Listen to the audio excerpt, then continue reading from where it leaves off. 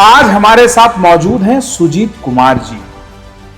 BJP से आते हैं, राज्यसभा सांसद हैं। ओडिशा के एक सुदूर रिमोट गांव से इनका ताल्लुक है, नाम है कालाहांडी।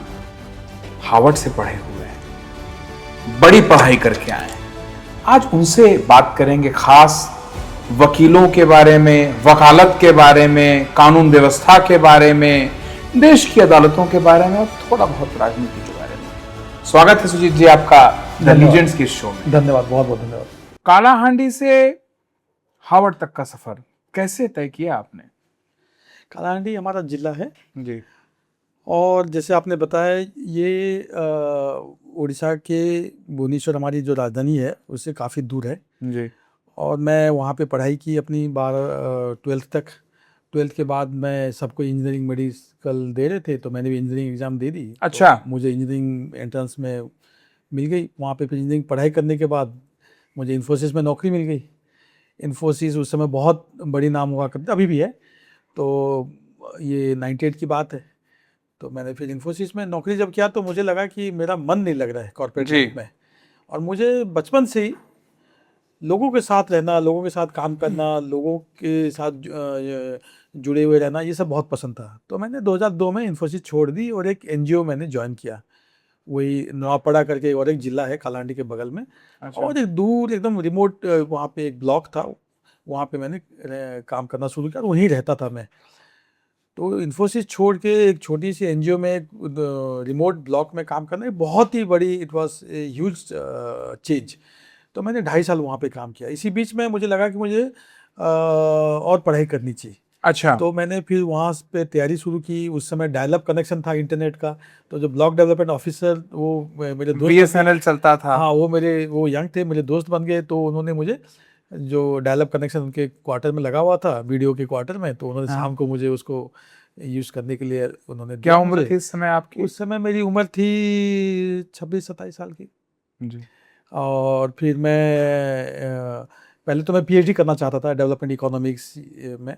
लेकिन मैंने देखा कि 5-6 साल बहुत ज़्यादा लंबा समय है। तो मैंने फिर सोचा एमबीए में करूं, प्लीज, ताकि 1-2 साल में मैं पढ़ाई करके फिर से मैं काम में लग जाऊं। जी तो मैं कैट के लिए तैयारी की। कैट में मुझे आईएम अहमदाबाद को छोड़ के बाकी सारे आईएम से कॉल आए।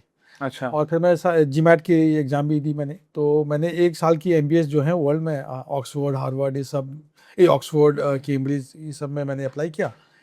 ऑक्सफोर्ड से मुझे एडमिशन भी मिली और पूरी स्कॉलरशिप भी मिली, अरे वाह। Full scholarship. तो मैंने ऑक्सफोर्ड एमबीए की। उसके बाद मैं स्विट्ज़रलैंड चला गया वर्ल्ड इकोनॉमिक फोरम में अरे वाह। काम करने के लिए। जी फिर वहाँ से मैं हार्वर्ड में master in public administration. Kalahandi, Oxford, तो स्विट्जरलैंड। लेकिन मेरे मन में ये क्लैरिटी थी कि मैं विदेश में नहीं रहूँगा। अच्छा। कुछ साल काम करूँगा, पढ़ाई लिखाई करूँगा, फिर वापस अपने देश आऊँगा। तो 2011 को मैं जी। ऑक्सफोर्ड की मेरी जो second degree master in public administration आपने जिसका जिक्र किया, वो ख़त्म होने के बाद फिर मैं वापस आ गया देश। लॉ किस बीच किया आपने? जब मैं इन्फोसिस में था तब। अच्छा, तभी उस समय हाँ, उस समय part time law, bar Council of India part time law allow चलन था उस चलन समय। था। और तो मैं इन्फोसिस में रहते हुए मैंने पार्ट टाइम लॉ की और 3 साल में ख़त्म हो गया एलएलबी। लेकिन मैं लॉ, मेरे मेरे पिताजी बहुत ही एक नामदार वकील, अभी तो प्रैक्टिस नहीं कर रहे हैं, लेकिन उनका बहुत ही अच्छा प्रैक्टिस था डिस्ट्रिक्ट कोर्ट में कालाहांडी में। उन्होंने 4 किताबें भी लिखी है लॉ पे। अरे वाह। हाँ, और उनकी कौन सी किताबें? एक एसेंशियल कमोडिटीज एक्ट उन्होंने 1990 में पब्लिश की थी, जो बेस्ट सेलर था, नेशनल बेस्ट सेलर था। और बहुत सारे यूनिवर्सिटीज़ में कई सालों तक वो, फिर अभी तो बहुत सारे उसके प्रोविजन डायलूट हो गए। तो एक लीडिंग केसेस पे उन्होंने लिखी है। तो ऐसे बहुत ही एकेडमिक ओरिएंटेड लॉयर थे वो। तो उनके ऑफिस में बैठ के मैं पढ़ता था जब बचपन में छोटा था। तो उससे मुझे लॉ के प्रति एक बहुत ही तो रुचि पिता आई। की वजह से आपने लॉ ज्वाइन किया? नहीं, देखिए, लॉ में मेरी एक रुचि थी बचपन से ही। और लॉ मुझे लगता था कि हर किसी को लीगल नॉलेज आनी चाहिए, जरूरी। सबके पास होनी चाहिए लीगल नॉलेज। और मुझे एक इंटरेस्ट है, पढ़ाई में मुझे बहुत इंटरेस्ट है। तो मुझे हर बार कुछ ना कुछ पढ़ने में, लिखने में शौक रहता है। तो मैंने देखा कि इन्फोसिस में जब नौकरी कर रहा था, समय था काफ़ी, तो मैं लॉ कर लेते हैं। तो ये उस समय नहीं सोचा था कि मैं कभी जाके फ्यूचर में मैं प्रैक्टिस करूँगा।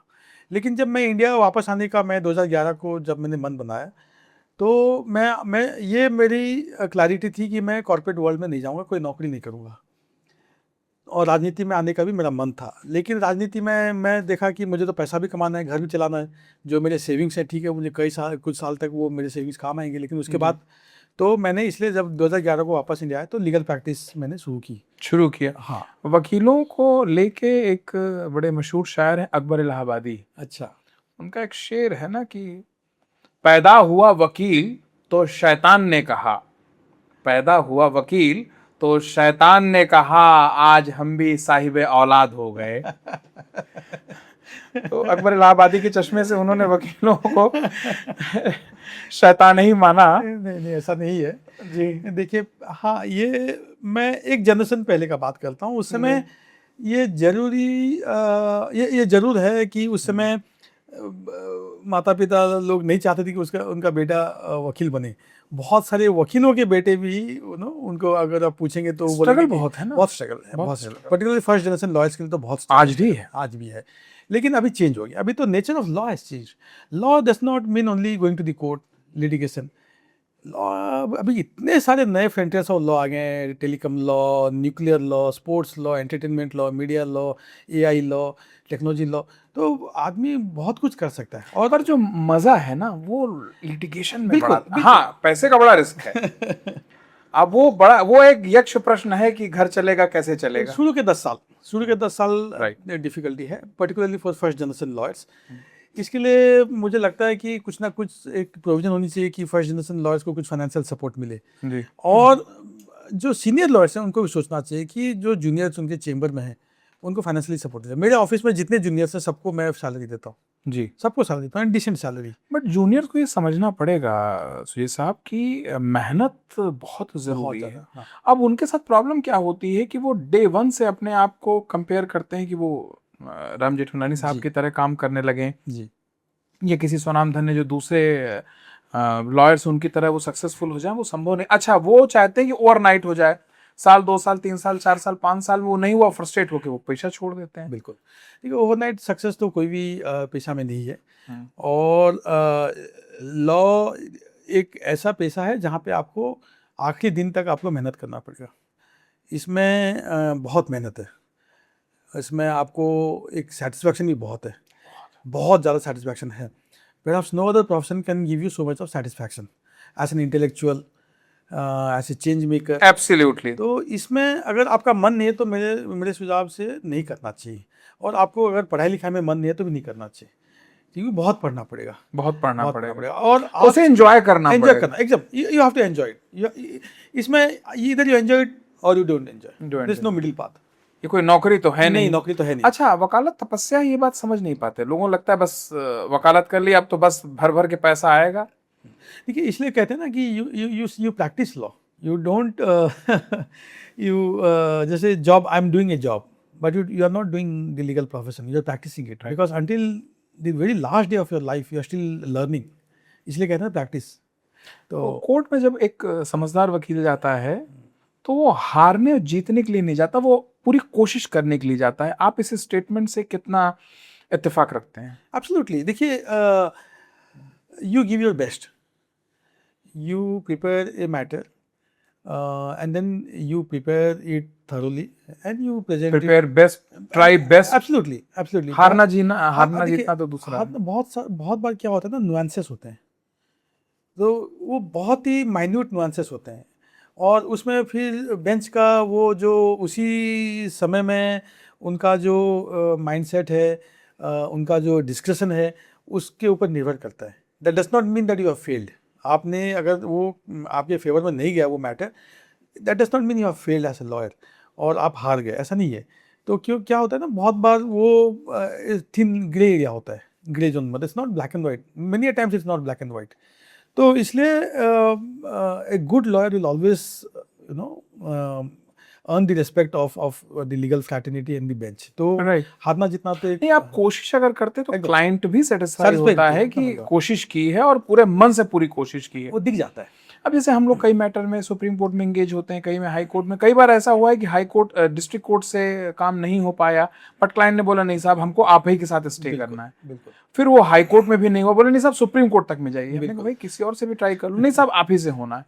वो दिख जाता है, वो देखिए दिख आप, वो जाता दिख जाता है, वो आपका जो सिंसियरिटी और आपका जो ऑथेंटिसिटी वो छुप नहीं सकता है। तो क्लाइंट्स भी तो वो देखते हैं कि हमारे वकील साहब वो कितने सच्चे हैं हमारे लिए, किस तरह से किस लगे तरह से पड़े लगे हैं। हुए हैं, वो दिख जाते हैं। और आजकल बहुत ऐसे वकील हैं जो मैटर ले लेते हैं, एडवांस ले लेते हैं क्लाइंट से, और उसके बाद ड्राफ्टिंग भी नहीं करते हैं, किसी से डेट, करा। हाँ एकदम, ये तो बहुत चल रहा है। तो और कई बार ऐसा होता है कि ट्रायल कोर्ट्स में, ट्रायल कोर्ट कई बार मैं देखा हूँ जी। वो जैसे कई मैटर्स में वो कन्विक्ट ही करता है, कन्विक्शन उनका मतलब नॉन बन गया है। उनको ये शो करना होता है, भगवान जाने क्या इशू है कि हम बहुत स्ट्रिक्ट बहुत हैं। स्ट्रिक्ट है। ये भी है, कई बार ऐसे डरते भी हैं, एक्शन क्योंकि ना हो जाए। कुछ जजेस अभी एलिवेशन के लिए उनका नाम चल रहा होता है, तो कंप्लेंट हो जाएगी, अगर कंप्लेंट हो जाएगी, acquittal कभी कर दूंगा तो। मीडिया ने कुछ अलग उसको तरीके से उसको पब्लिश किया, तो उनका फिर वो जो रेपुटेशन टार्निश होगा, तो उनका जो चांसेस एलिवेशन का वो रुक जाएगा। बहुत नौकरी चली ना जाए, अलग बात है। ऐसी बात है। तो safest option is to convict करो, जाके अपना हाई कोर्ट में ले वो, तो ये भी एक मैटर है।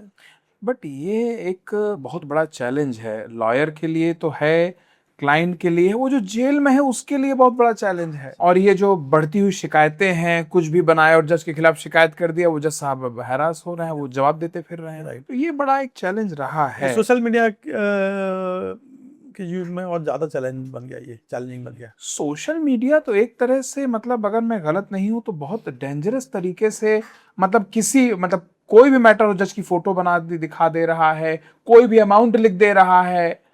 और शायद सोशल मीडिया के जमाने में हर कोई आदमी अपने आप में एक लेखक बन गया है, राइटर बन गया है, एकदम कुछ भी लिख दे रहा है। हम लोग राजनेता लोगों का देखिए आप, हाँ, पॉलिटिशियन का तो इतना बुरा हाल हो रखा है in the age of social media. ना कोई प्राइवेसी है, कोई कुछ भी लिख देता है, कुछ भी एआई लिख देता है। जनरेटेड इमेजेस बना के छोड़ देते हैं। अब आप कितने बार जाके आप समझाते रहेंगे, कितने आप क्लारिफिकेशन देते रहेंगे कि ये मेरा फोटो नहीं है, ये एआई जनरेटेड है, सिंथेटिक इमेज है, एकदम कुछ भी लिख देते हैं। और ओरिजिनल से ज्यादा ऑथेंटिक आजकल एआई फोटो लगता है। फोटोज लगते हैं, और तो कोई कुछ भी कमेंट लिख देता है। तो आप इसमें गार्डरेल्स अभी है नहीं, लॉ अभी हमारे देश में है नहीं। अभी आप देखिए जो एआई जनरेटेड इमेजेस बना के जो ग्रॉक यूज़ करके जो अपनी जो महिलाओं की, जी जी, अभी कुछ महीने पहले फिर हमारे एक्शन हुआ, government of India to will stern action. हमारी के मैं आईटी कमेटी में था, तो उस समय आईटी कमेटी फ्लैग्ड इट। तो ये सब देखिए आप, इतना अभी जो डीप फेक इतना बड़ा एक न्यूसेंस बन चुका है, तो ये आगे चल के बहुत बड़ा एआई का दौर आ गया है, सुविधा है, बट इससे बड़े सारे, इस बारे में मैं आपसे जानना चाहूँ, आपने एक किताब लिखी है एआई ऑन ट्रायल। जी। सो आपका सीधा संदेश उस माँ या उस पिता के लिए क्या होगा जिन्होंने अपनी सारी कमाई, सारी पूंजी बेच के बच्चे को तैयार किया, पढ़ाया लिखाया, वो नौकरी के लिए आगे आया है, क्या थ्रेट है उसकी नौकरी को? उस माता पिता को आप क्या बताएंगे? देखिए AI is a reality, we are living in an AI world. इससे आप भाग नहीं सकते। तो एआई इज इनएविटेबल। तो जो चीज़ हमारी ज़िंदगी में हम उसको अवॉइड नहीं कर सकते, तो we better be prepared for it. ये ज़रूर है कि एआई की दुनिया में नौकरियां पे बहुत बड़ा प्रभाव पड़ रहा है जी, खासकर आईटी जॉब्स, अकाउंटेंसी, खासकर लीगल प्रोफेशन, पैरालीगल्स की तो शायद ज़रूरत ही ना हो। तो ये सब जो नौकरियां हैं ये बहुत खतरे में है। आने वाले 5 से 10 साल में एआई रिप्लेस करता दिख रहा है वकीलों को, डॉक्टर्स को, web engineers designers, content designers. देखिए मेरा ये किताब जो आपने जिक्र किया, जी, इसका cover page is AI generated, और इसका मैंने डिस्क्लेमर भी दिया ये।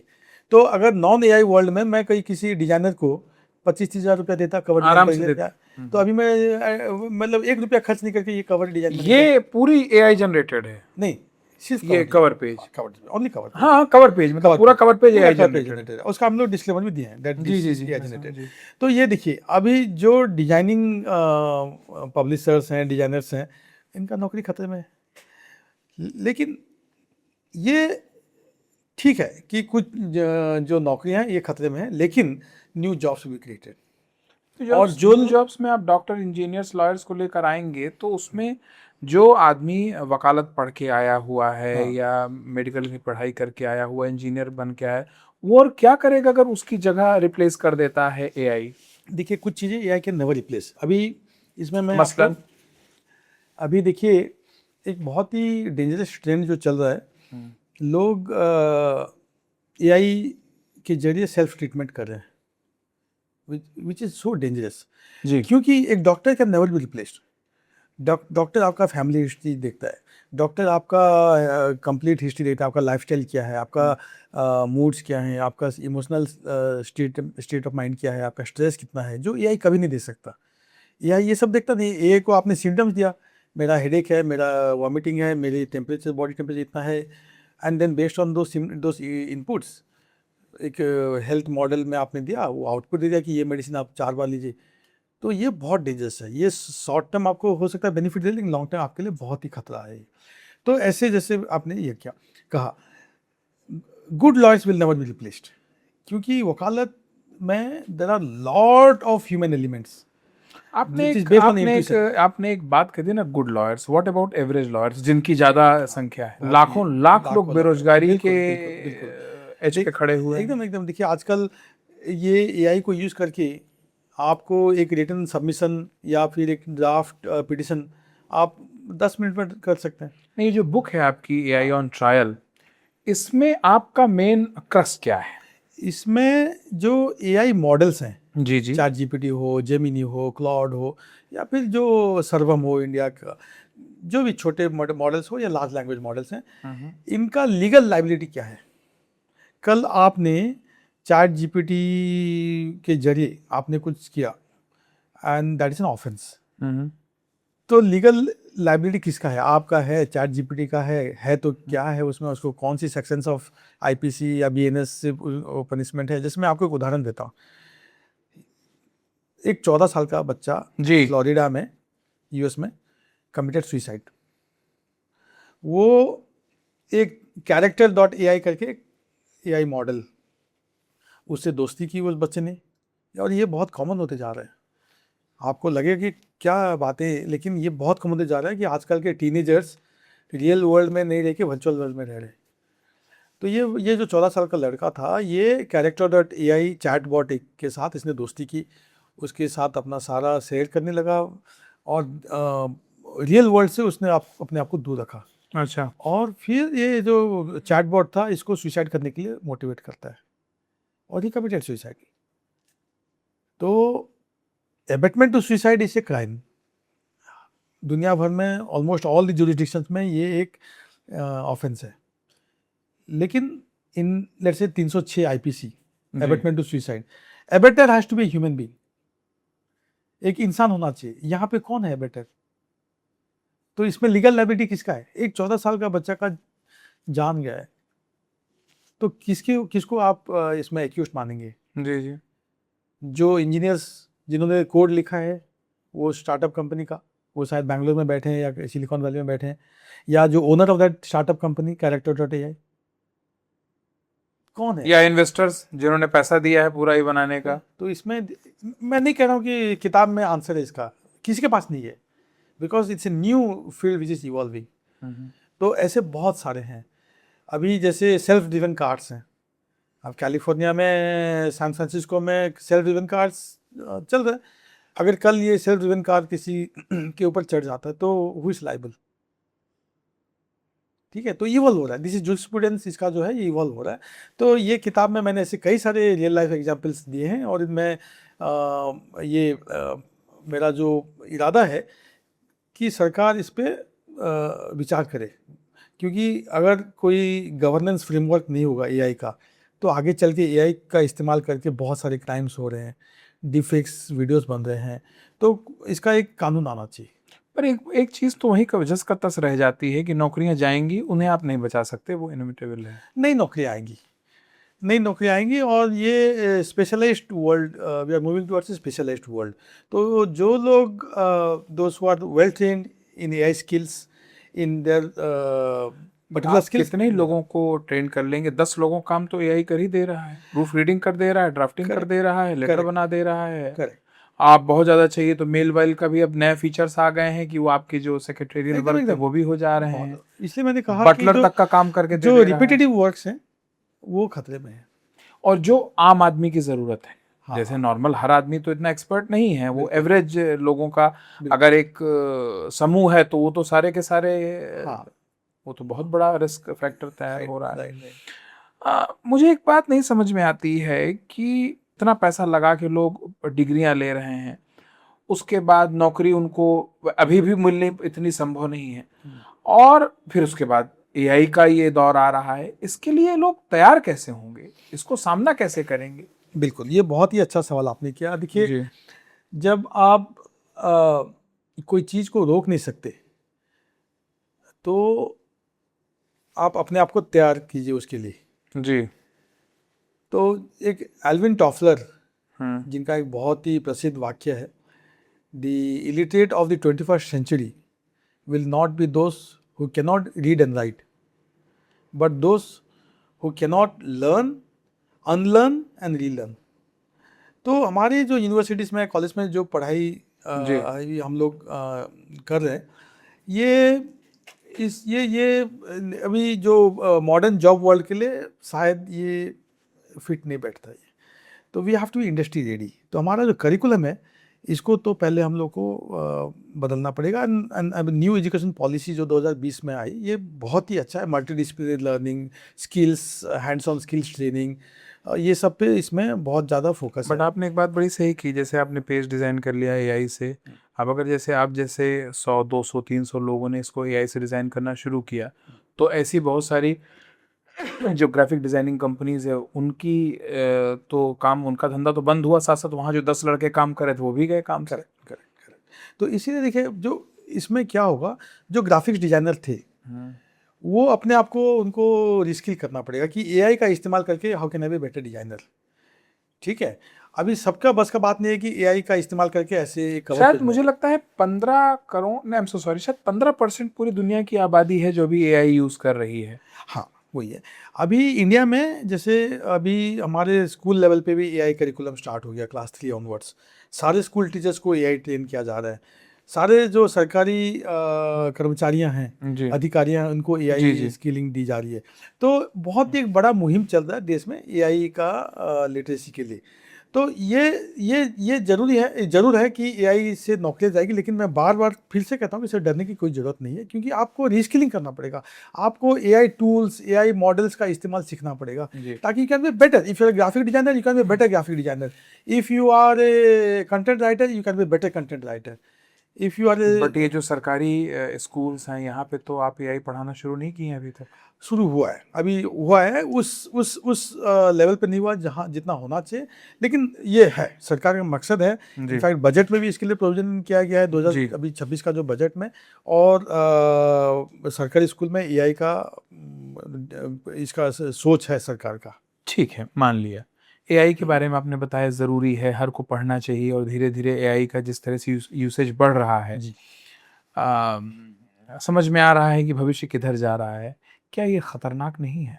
देखिए, जब इलेक्ट्रिसिटी आई, वो भी वैसी। इलेक्ट्रिसिटी आप जानते हैं, if you don't use it well, it can cause loss of life, right. Aeroplanes का ले लीजिए, स्टीम इंजन का ले लीजिए, कोई भी चीज़ के दो पहलू होते हैं। तो वैसे ही ये भी वैसा ही एक टूल है, इट्स ए टूल। इसका आप इस्तेमाल अगर इसको करेंगे तो बहुत सारे जो हमारे जो चैलेंजेस हैं देश में, शिक्षा को लेके, हेल्थ को लेके, कृषि को लेके, डिजास्टर मैनेजमेंट को लेके, ट्रैफिक मैनेजमेंट को लेके, प्रेडिक्टिव पुलिसिंग को लेके, ये सब चीज़ हम लोग एआई का इस्तेमाल करके उसका बहुत अच्छा समाधान कर सकते हैं। कब तक आएगा ये एडवोकेट्स प्रोटेक्शन बिल? देखिए, कुछ राज्यों में तो है, राजस्थान फॉर इंस्टेंस, शायद कर्नाटका में भी है। और इस पे एक वकील होने के नाते मैं तो इस बारे में कई बार बोल भी चुका हूँ, संसद में भी और संसद के बाहर भी, कि एडवोकेट प्रोटेक्शन बिल आना चाहिए। और सेंट्रल एक्ट, स्टेट्स में तो ठीक है, यस, कई सारे राज्यों में है, बहुत जरूरी, बट सेंट्रल एक्ट जरूरी है, बिकॉज यूनिफॉर्मिटी बहुत जरूरी एडवोकेसी इज ए है। Legal, is a noble profession, right. And advocates are officers of the court. जी। हम लोग हमेशा कहते हैं, so they assist the court in dispatching justice. जी। और एक वकील को अगर वो माहौल नहीं मिलेगा, वो सिक्योर एक फीलिंग नहीं आएगी, तो वो अपना काम ठीक से कर नहीं सकता है। और कई सारे इंस्टेंसेस हमें देखें, दिल्ली में ही देखें, जहाँ पे वकीलों को पीटा गया है, वहाँ पे उनको डराया गया बदमिजाजी हुई उनके साथ, है। तो ये जरूरी है, थाने में जाते हैं वहाँ बदमिजाजी हो हो जाती जाती है। है। तो देखिए डॉक्टर्स भी डिमांड कर रहे हैं कि डॉक्टर्स प्रोटेक्शन एक्ट हो, उसको भी मैं उनके लिए सपोर्ट तो करता हूँ। काफी हद तक आ गया था। आ गया है, लेकिन एक सेंट्रल एक्ट नहीं है जी। इस पे भी, मैं उसको भी समर्थन करता हूँ। आपने वकीलों को नोबेल बता दिया, आपने वकीलों को बताया मेहनत करना है, वकीलों को एआई भी तैयार करना है, उनकी कुछ कुछ आपने वकीलों को उस तरह से कर दिया जैसे आपने वो गाइड मूवी देखी थी देवानंद, उसमें राजू होता है, राजू गाइड का जो कैरेक्टर निभाता है, तो उसमें क्या होता है कि गांव वाले उसको भगवान जैसा बना के ना उसको खाने देते हैं ना पीने देते हैं, अल्टीमेटली वो निपट जाता है। वकीलों को आपने इतना नोबेल कहा, वकील साहबान जो सुनेंगे वो बहुत खुश होंगे, पर इसके पीछे का एक जो इसका जो बैकड्रॉप है वो ये है कि वकालत करें कैसे वो, जैसे एडवोकेट्स एक्ट के हिसाब से वो अपना प्रमोशन कर नहीं सकते क्योंकि वो नोबेल हैं जी। वो क्लाइंट से काम मांग नहीं सकते क्योंकि वो नोबेल हैं, अगर वो प्रमोशन करते हैं तो उनको आप डिस्क्वालीफाई कर दें क्योंकि वो तो नोबेल थे। तो ये जो आपने उनको नोबेल प्रोफेशन का आपने उनको सम्मान दिया है जी, इससे पेट कैसे भरेगा? मेरा पर्सनल व्यू इसमें ये है कि इसमें बुराई क्या है। देखिए आपने सही कहा, हाँ आप ये कर सकते हैं कि senior advocates are not allowed to advertise, जैसे बहुत सारे रेस्ट्रिक्शंस हैं senior designated once you have senior gown. तो लेकिन आपने सही कहा, सीनियर बन गया उसको जरूरत है, जरूरत बात ही तो नहीं, यहाँ हो रही है बिल्कुल, जो यंगस्टर्स जो यंगस्टर है। लेकिन देखिए मैं ये कहूँगा कि ये एक बहुत ही स्पेशलाइज्ड प्रोफेशन है, तो इसमें शुरू में जो प्रैक्टिस शुरू करते हैं उनको कोई एक एस्टेब्लिश्ड लॉयर या कोई सीनियर लॉयर के चेंबर में सीखना चाहिए। 3-4 साल 5 साल कम से कम आप सीख के उसके बाद क्या है, आपका क्लाइंटेल आप बनाइए, उसके बाद आपका एक नाम आएगा, आप रेगुलर कोर्ट जाइए, कोर्ट में आप मतलब आपको बैठना पड़ेगा वहाँ पे, आपका काम नहीं भी होगा तो आप बैठ के आर्ग्यूमेंट सुनिए, सीनियर लॉयर्स के आर्ग्यूमेंट क्या होता है, कैसे जजेस मान लिया काम सीख गए, हाँ। अब क्या? देखिए अच्छे क्लाइंट कैसे मिलेगा? क्लाइंट मिल जाती है, अगर आप अच्छे लॉयर्स हैं, 5 साल 6 साल आपका प्रैक्टिस हो चुका है तो आपको काम की कमी नहीं होगी, ये बिल्कुल मैं मानता हूँ, काम की कमी नहीं होगी।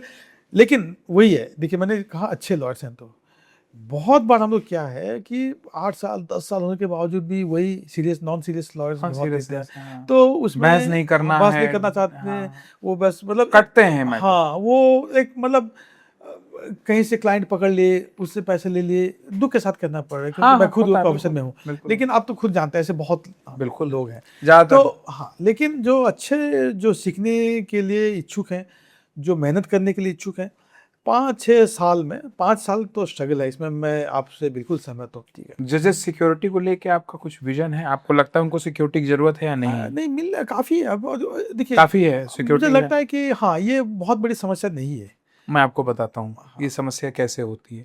जब स्ट्राइक कॉल होती है हाँ तो लॉयर्स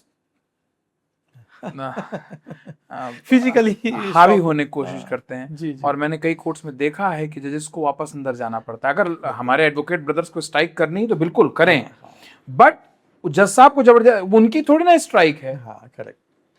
आपका सुप्रीम कोर्ट का वेरी फेमस लैंडमार्क जजमेंट है, जहाँ पे ये सुप्रीम कोर्ट का ऑब्जर्वेशन है कि आप किसी को रोक नहीं सकते, कोई वकील रोक या सकते litigant, साहब, मारपीट हो जा रही है मारपीट हो वकीलों के जाती है, साथ। मारपीट हो जाती है। मैं नाम नहीं लूंगा, नहीं बिल्कुल बदमिजाजी हो गई वकील साहब के साथ, हो जाती है। तो सुप्रीम कोर्ट, माननीय सुप्रीम कोर्ट के उस जजमेंट को इन्फोर्स देखिए मैं तो इतना ही कह सकता हूँ, एक वकील ब्रदर होने के नाते, मतलब अपने फेलो ब्रदर्स जी जी, कि देखिए हम समाज में हमारी एक रेपुटेशन है, और हमारी बिहेवियर से हमारी रेपुटेशन समाज में अगर बहुत अच्छा रेपुटेशन नहीं है, ये मानते हैं। देखिए वकीलों का रेपुटेशन सच बताइए, being a noble profession it's still not the best. ठीक है, तो हम लोग को सेल्फ इंट्रोस्पेक्शन करना चाहिए कि क्यों नहीं है। हम लोग छोटी छोटी चीज़ों पे स्ट्राइक पे चले जाएंगे, अगर पुलिस के साथ हम लोग टसल हुआ तो स्ट्राइक पे चले गए, तो ऐसे तो जज साहब की कोई बात अच्छी नहीं लगी तो स्ट्राइक पे चले आप गए। देखिए आज आप एक लोन लेने के लिए जाइए, आप अगर लिख दिए, आप वकील हैं, तो most likely you will not get the loan. बस लोन या घर में रेंट लेने के लिए आपको शायद कोई शादी भी नहीं होती है आसानी से। तो इसको हमको खुद ही देखना घर पड़ेगा नहीं कि मिलेगा, लोन नहीं मिलेगा, क्योंकि शादी नहीं होगी, क्योंकि सबको सोचता है यार कि इसके साथ कौन पंगा लेगा, ठीक है। तो that is the reputation we carry today, इसको बदलना होगा। तो ये तो कोई कानून से नहीं बदलेगी, ये तो हमको ही इंट्रोस्पेक्ट करना पड़ेगा। As a fraternity, as the legal fraternity, we have to worry about our own reputation. कानून से आप इसको कैसे ठीक कर सकते हैं, मुझे बताइए। नहीं एडवोकेट्स के जो कंडक्ट है उसका तो खैर वो खुद ही तो है ही, बार काउंसिल हाँ, तो है ही, वो खुद ही हाफिज हैं अपने, उस पे हमारा आपका क्या ही पकड़ है। बट ये जो स्ट्राइक पे जजेस को रोका जाता है, ये मैं इसको लेके इसलिए थोड़ा गंभीर हूं कि जो व्यक्ति साल से 2 साल से 6 महीने से जेल में है, बड़ी मुश्किल से उसकी तारीख आई है जमानत की सुनवाई के लिए, और उस दिन स्ट्राइक हो गई, मैटर टल गया। हाँ। फिर वो क्या क्या टला, उसमें फिर उसकी फैमिली का हैरेसमेंट, उसका हैरेसमेंट, उसका जो विश्वास टूट रहा है कानून से, इस पे किसी का ध्यान नहीं जा रहा है। विटनेस आए होंगे तो उनको विटनेस वो भी जाएंगे वापस। नहीं, ये तो बहुत ही बड़े तो ये तो कुछ कानून ऐसा होगा कि अगर कोई वकील साहब रोकते हैं तो फिर वो कंटेम्प्ट ऑफ कोर्ट, उनको कंटेम्प्ट ऑफ कोर्ट, बिल्कुल, या फिर वर्चुअली कीजिए आप। तो वकील वर्चुअली आर्ग्यू करें तो कोई रोक ही नहीं सकता। पर जज साहब को जब अंदर भेज दिया जा रहा है सीट से उठा के, तो कैसे काम चलेगा? इसका तो देखिए, टेक्नोलॉजी में जज अपने चेंबर में हियरिंग कर सकते हैं, या मैं नहीं कह रहा हूँ कि this is the best solution, लेकिन अल्टीमेटली तो ये तो बड़ा दुर्भाग्य हो गया ना कि जज साहब डर के कमरे में सुनवाई। कंटेम्प्ट ऑफ कोर्ट में भी आप क्या कर सकते हैं? कितने वकीलों को आप कंटेम्प्ट ऑफ कोर्ट में आज तक पनिशमेंट हुआ, मुझे नहीं, तो फिर उनके रोल पे चढ़ेगा। हाँ। फिर अगर वो ऐसा करते हैं तो उनका इम्पैनलमेंट बाधित होगा, फिर उनका जो एलिवेशन एज अ सीनियर वो बाधित हो सकता है, उनका एलिवेशन एज अ जज बाधित हो सकता है। अगर रोल पे चढ़ा तो फिर तो जज साहब लिख देंगे, भाई मुझे काम करने से रोका। या एक सीसीआर टाइप का जैसे होता है गवर्नमेंट सर्वेंट का, या सीसीआर होता है, तो वकीलों का भी एक कोड ऑफ कंडक्ट होना चाहिए, और जो वायलेट कर रहा है उसको नोट किया जाना चाहिए।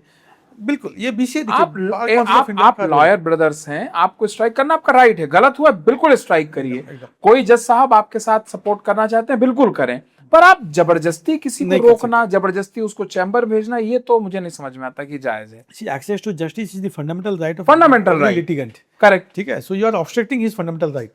तो ये बिल्कुल हम लोग सहमत हैं, आपकी जो भावना है और जो आप कह रहे हैं, मैं बिल्कुल सहमत हूँ उससे। बहुत ऐसे लॉ मेकर, इसमें आपका क्या कोऑपरेशन मिलेगा ये बताइए सहमति के साथ? देखिए, मैं तो अपील ही कर सकता हूँ, मेरे जो वकील भाई हैं इनको। आप बिल भी पेश कर सकते हैं, बिल पेश कर सकते हैं मैं, लेकिन ज्यादा आवाज को आप मैं ज्यादा होपफुल नहीं हूँ। देखिए, आप एक ये कहते हैं ना, एक जूरिस्प्रूडेंस में एक बहुत ही मतलब फंडामेंटल प्रिंसिपल है, what deters crime is not the quantum of punishment but the certainty of punishment. अगर जैसे कभी कभी रेप के लिए डेथ पेनल्टी की मांग की जाती है, लेकिन मैं नहीं मानता हूँ कि रेप कम हो जाएगी अगर डेथ पेनल्टी भी हम लोग ले आए हमारे कानून में, when the conviction rate is only 4%। Right. भले ही आप बोलो कि 5 साल की सजा होगी हर रेपिस्ट को, और 100% कन्विक्शन आप गारंटी करते हो, तब फर्क पड़ेगा, ज़्यादा फर्क पड़ेगा। तो वैसे ही कानून तो देखिए बना सकते हैं, लेकिन कानून को इम्प्लीमेंट कौन करेगा? वही वकील ही करेंगे।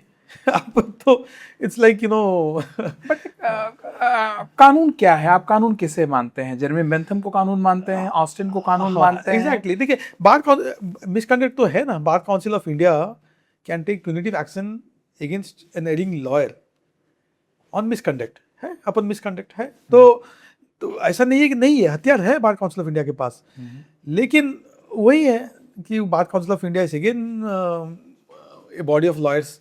तो इसमें देखिए आपका सेल्फ रिफ्लेक्शन मैटर करता है। जी। तो मैं तो वही अपील करूंगा कि देखिए, प्रोफेशन के लिए, in the interest of profession, वकीलों को और बार एसोसिएशंस, बार काउंसिल को स्ट्रिंजेंट एक्शन लेनी चाहिए कि देखिए, यू कैन नॉट, आपके स्वार्थ है, ठीक है, आपके डिमांड जो है वो जेन्युइन है, ये भी मानते हैं, लेकिन इसके लिए आप लिटिगेंट्स को हरास नहीं कर सकते, जस्टिस को ऑब्स्ट्रक्ट नहीं कर सकते। ये आई थिंक एक मैसेज जाना चाहिए, बार बार जाना चाहिए। Education of lawyers is important. Data पे बात करना चाहता हूँ मैं जी, कि डेटा को आप किस तरह समझते हैं, जो एआई का इतना बोलबाला है, और ये शायद बहुत कम लोग जानते हैं, आप जानते हैं, मैं जानता हूं, और शायद बहुत ज्यादा लोग हैं जो इस बात को नहीं जानते कि हम चैट जीपीटी या क्लाउड पे जो कुछ भी डालते हैं वो उनके मेन सर्वर में भी शेयर हो रहा है जी। और एक तरह से आपके पर्सनल फोटोग्राफ्स, आपका पर्सनल डेटा पब्लिक डेटा बनता जा रहा है एकदम। उसमें एक सेटिंग होती है जिसको लोग जाके डिसेबल कर सकते हैं, बट बहुत कम शायद आप उनको गिन सकते हैं हाथ में जो ये बात जानते हैं। अदरवाइज 99.9% इस बात को लोग नहीं जानते कि हर वो चीज जो चैट जीपीटी पे डाली जा रही है या क्लाउड पे किसी भी वो पब्लिक पे शेयर हो। देखिए, आप ये मान के चलिए कि कुछ भी आप कोई डिजिटल प्लेटफॉर्म पे जी आप पोस्ट करते हैं, शेयर करते हैं, तो वो पब्लिक इन्फॉर्मेशन है और कभी भी वो सामने आ सकती है। आप ये मान के चलिए, ये मैं आपके हर दर्शक को ये बताना चाहता हूँ कि there is nothing call 100% privacy in the digital platforms और डिजिटल मीडिया स्पेस। डेटा अभी हमारी पार्लियामेंट ने digital personal data protection act 2023 में पारित की, ठीक है। इससे पहले हमारी देश की जो डेटा है, ठीक है, ये जो टेक कंपनीज है, चाहे गूगल हो, मेटा हो, सेल्सफोर्स हो, अमेजोन हो, इनकी सर्वर सब यूएस या दूसरे कंट्रीज में थी। तो हमारी डेटा ये लोग लेके उनके जो सर्वर में रखते थे इंडिया के बाहर, और वही डेटा को वो अपने जो एआई मॉडल्स या एआई एप्लीकेशंस के लिए ट्रेनिंग में इस्तेमाल करते थे, और जो प्रोडक्ट निकलता था एआई मॉडल, एआई एप्लीकेशन, कुछ भी, उसको हमको बेचते थे, ठीक है। चैट जीपीटी का फ्री वर्जन भी है, लेकिन उसका पेड वर्जन भी है। तो वो चैट जीपीटी मैं खरीदता हूँ, चैट जीपीटी का वो मॉडल कैसे बना, वो हमारे देश ऐसे हमारे जैसे और भी देशों के डेटा को लेके उन्होंने अपना मॉडल्स को ट्रेन किया, और उसके बाद उनको मतलब ट्रिलियंस ऑफ डेटा सेट्स को उन्होंने यूज़ किया, ट्रेन किया, और फिर एक मॉडल निकाला जिसको हम लोग खरीदते हैं। तो हमारी डेटा वो लोग इस्तेमाल करते हैं और फिर हमको बेचते हैं। सो data has become a strategic asset. तो इसके लिए हम लोग को अपने जो डेटा है इसका भी सुरक्षा, उसका भी मतलब जो डेटा का जो क्या बोलते हैं, मतलब प्रोटेक्शन इज सो एसेंशियल। तो एक तो मैं पर्सनल लेवल पे ये कहूँगा कि you have to be very careful about what data you share. सबसे पहले अपने जो एआई प्लेटफॉर्म यूज कर रहे हैं उसमें सेटिंग में जाके शेयरिंग डेटा वाला ऑप्शन ऑफ करिए। ठीक है, उसमें कुछ आपके फीचर्स आप यूज नहीं कर सकते। अगर आप वो सेटिंग्स को डिसेबल करते हैं तो आपको वो ये फ्री वाले में होगा, क्योंकि पेड वाले में कर सकते हैं। पेड वाले में 99% लोग फ्री यूज करते हैं, तो ठीक है, लेकिन केयरफुल होना जरूरी है। दूसरी बात रहा at the sovereign level, data हमारी बहुत बड़ी ताकत है। 140 करोड़ की जनता है हमारी, जिसकी 50% इज अंडर 25 साल से कम। 70 करोड़ की हमारी आबादी है। 2/3 of our population is under 35 जी। 100 करोड़ की हमारी आबादी 35 साल से कम है, और यही उम्र है जो सबसे ज़्यादा डेटा यूज़ करती है, सबसे ज़्यादा डेटा प्रोड्यूस करती है, online IT social media use करती है। तो हमारी डेटा को हमारी देश के जो एआई मॉडल्स को बनाने में हम लोग उसको इस्तेमाल करें, ना कि कोई बाहर की कंपनी उसको लेके मॉडल बनाए और फिर हमको ही बेचे। आने वाले 5 साल में कहाँ देखते हैं कालाहांडी को आप? बहुत बदल गया। देखिए, जो कालाहांडी का जो था स्थिति 80 दशक में, 70, 80, 90 दशक में, अभी बहुत बदल गया है। और अभी इससे एस्पिरेशनल डिस्ट्रिक्ट है नीति आयोग का, और नीति आयोग के जो पैरामीटर्स हैं, प्राय सारे पैरामीटर्स इंडिकेटर्स में इसका परफॉर्मेंस बहुत ही अच्छा है। तो मैं मानता हूँ कि इसकी जिस तरह से प्रगति कर रहा है कालाहांडी, उसका भविष्य बहुत अच्छा है। अभी पलायन बहुत लोग कर रहे हैं, इंडस्ट्री कम है, तो माइक्रो एमएसएमई की वहाँ पे शुरू करने की बहुत ज़रूरत है। वहाँ पे कॉटन, बहुत अच्छा quality cotton, black cotton soil है। अच्छा। तो एपरल इंडस्ट्री की बहुत अच्छी वहाँ पे स्कोप है। फॉरेस्ट प्रोड्यूस बहुत अच्छा होता है, तो फूड प्रोसेसिंग इंडस्ट्री की बहुत ज़्यादा स्कोप है। तो ये सब चीज़ अगर हम लोग इस पर फोकस करें और एमएसएमई को प्रमोट करें, तो मैं मानता हूँ कि कालाहांडी में जो पलायन की जो समस्या है तो वो रुकेगी, और इकोनॉमिकली, सोशली बहुत ही अच्छा स्कोप रहेगा। आज का अंतिम सवाल, देश को लेके आपका विजन क्या है आने वाले 5 से 10 सालों में? देखिए, प्रधानमंत्री जी का जो विजन है विकसित भारत, यही हम सबके लिए भी एक क्या इंस्पिरेशन है। और पहले प्रधानमंत्री हैं जिन्होंने देश के सामने एक लक्ष्य रखा कि 25 साल आगे का जो 25 साल अमृत काल है, इन्होंने 2022 में ये बात कही थी, विकसित भारत की बात। तो ये 25 साल देश के लिए बहुत अहम है और हम लोग अगर मेहनत करेंगे, हम लोग अगर देश के लिए काम करेंगे तो 2047 जब हमारी 100 साल की आज़ादी की पूरी हो जाएगी तो हम लोग विकसित भारत बन सकते हैं। तो ये बहुत बड़ा लक्ष्य है और जिस तरह से तरक्की कर रहा है देश, आज देखिए हाईवेज देखिए, आज हेल्थ केयर देखिए, आज सोशल वेलफेयर स्कीम्स देखिए, टेक्नोलॉजी में देखिए, डिजिटल। मैं एक उदाहरण देता हूँ, आज यूपीआई का देखिए, आप रियल टाइम पेमेंट, मैं 100% श्योर कि आप दिन में 8-5-6 बार यूपीआई यूज़ करते हैं। आपको पता है पर डे 70 करोड़ ट्रांजेक्शन होता है यूपीआई का, 70 crore per day, which is 50% of the global transaction, सिर्फ एक हमारे देश में। तो this is the power of technology. आज सबके पास आधार कार्ड है, मोबाइल फ़ोन, 100 करोड़ जनता के पास स्मार्टफोन है। तो मैं बहुत ही ऑप्टिमिस्टिक हूँ कि अगला जो 15-20 साल है ये देश का best period, golden period of India है, भारत के लिए स्वर्णिम जो काल है। तो बस मैं यही चाहता हूँ। ये सपना तो आपने बीजेडी के साथ भी देखा था, फिर उनको क्यों छोड़ा? एकदम नहीं, देखिए बीजेडी का मैं जब बीजेडी में था तो भी प्रधानमंत्री जी का मैं बहुत ही एक प्रशंसक रहा हूँ, मेरा पब्लिक डोमेन में है उनका। बीजेडी मैंने छोड़ा 2024 में जी। इसके कई सारे कारण हैं, कुछ राजनीतिक कारण हैं, कुछ व्यक्तिगत कारण हैं, लेकिन बीजेडी हो या फिर देखिए एक लोकतंत्र में विपक्ष का भी उतना ही एक रोल है विपक्ष का जितना रूलिंग पार्टी का है। तो चाहे वो बीजेडी हो, कोई और रीजनल पार्टी हो या फिर ऑपोजिशन पार्टी कांग्रेस हो, सबका रोल है। तो जो विकसित भारत का जो मेरा सपना है, मतलब देश का जो सपना है जिसमें मैं भी अपने आप को मानता हूँ कि मैं एक उसमें हिस्सेदार हूँ, इसका पार्टी पॉलिटिक्स से कोई लेना देना नहीं है जी।